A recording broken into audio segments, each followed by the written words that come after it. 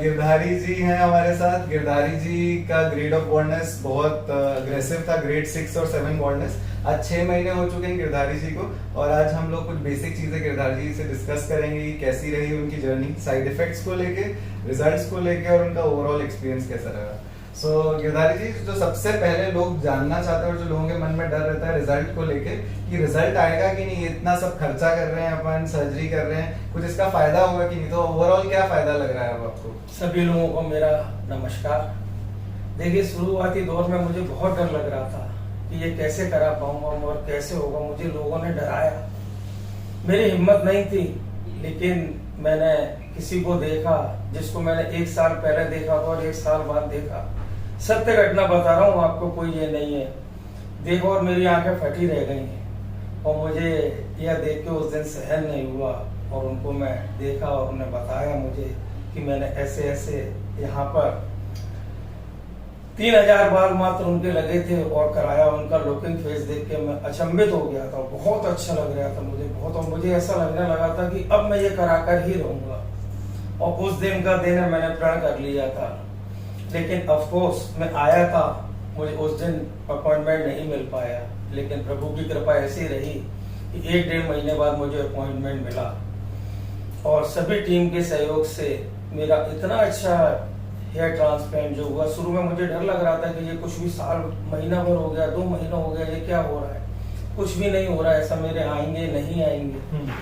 लेकिन 2-3 महीने जैसे ही चौथा महीना शुरू हुआ, फिर तो ऐसी फूलों की बरसात होती है, ऐसी बालों की बरसात शुरू हो गई थी।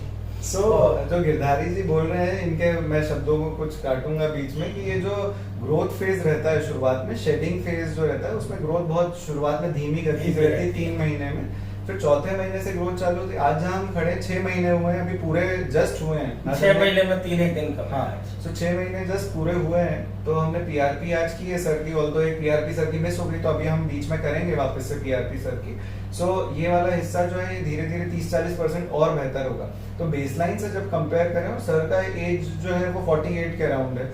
सो हमने सर की हेयरलाइन जो है वी शेप में, बहुत सारे लोग हमसे जानना चाहते हैं कि एज जिनकी थोड़ी सी ज्यादा है एज कम्पेयर टू 20 से 35 से ऊपर, उनकी हेयरलाइन कैसी रखी जाए। तो इनकी हेयरलाइन हमने वी शेप हेयरलाइन डिजाइन की है। तो वो देखने के बाद लोगों को नेचुरलनेस लगे, देखने के बाद ये महसूस ना हो कि ट्रांसप्लांट किया गया है, और देखने के बाद अच्छा लगे आज से 10 साल के बाद भी।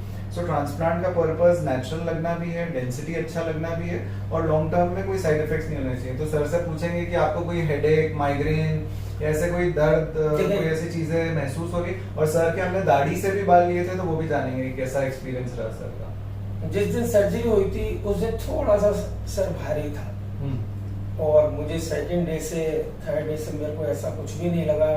बस क्योंकि कैप लगी हुई थी तो एक सर पे वजन रहता ही है, और अपनी इतनी बड़ी सर्जरी हुई है तो मानसिकता भी हो जाती है। यह जो मुस्कुराहट देख रहे हैं ना, यह उसकी है, प्रभु की देने वाला है। लेकिन प्रभु किसी को प्रेरित करता है। मेरे को भी बड़ा अफसोस होता था। एक बहुत सच्चा किस्सा सुना रहा हूँ आपको मैं।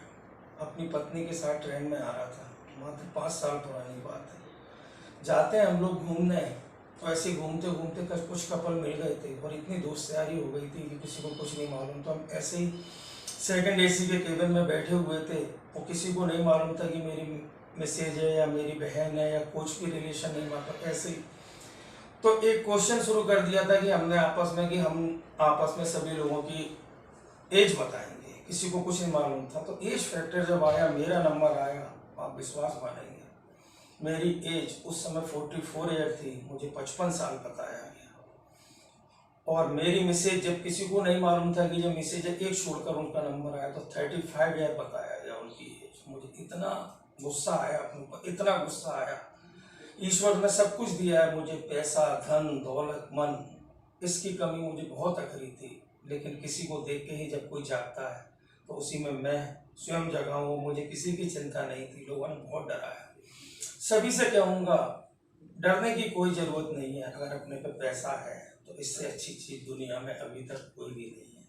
और हमारे सर को बहुत बहुत धन्यवाद, प्रणाम की ऐसी सेवा जो उन्होंने ली, और इतना अच्छे मन से बाद में भी बहुत अच्छी सुविधाएं देते हैं। मैं शुक्रिया अदा करता हूँ, और अंत में यही कहूँगा, किसी की मुस्कुराहटों पे हो निसार, किसी का दर्द मिल सके तो ले उधार, किसी के वास्ते हो तेरे दिल में प्यार, जीना इसी का नाम है, जीना इसी का नाम है। धन्यवाद।